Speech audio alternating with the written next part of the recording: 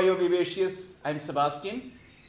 BioVivacious is a YouTube channel dedicated to clear fundamentals of biosciences and make the subject exciting.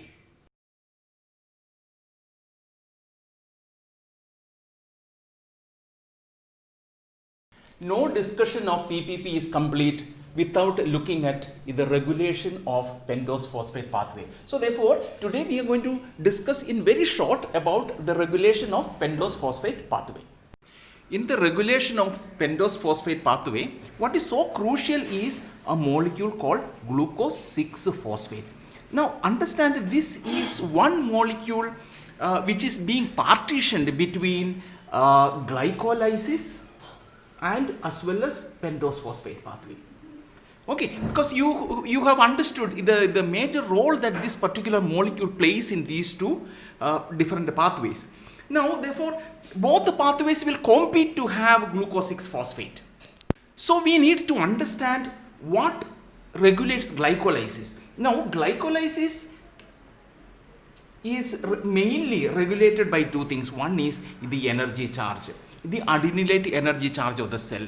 And the second aspect it will regulate is the fuel availability.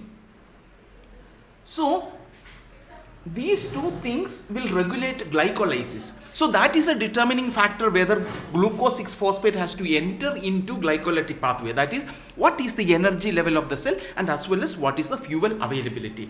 But when it comes to pentose phosphate pathway, in the entry of glucose 6-phosphate in the pentose phosphate pathway, that is very sensitive to the NADP plus and the NADPH ratio.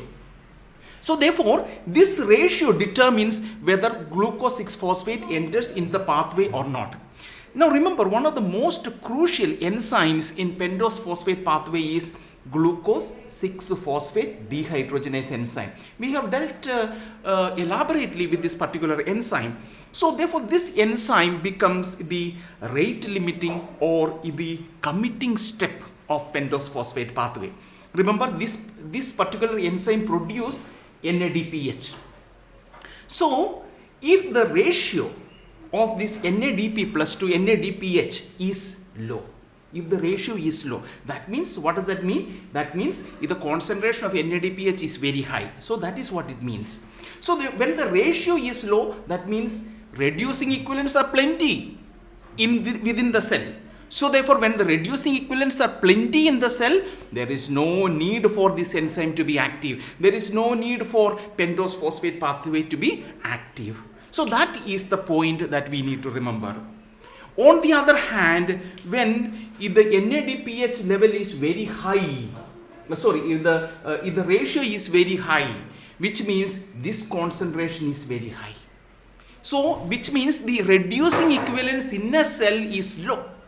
When it is low, promote pentose phosphate pathway, promote it. So this is the determining factor in regulating pentose phosphate pathway.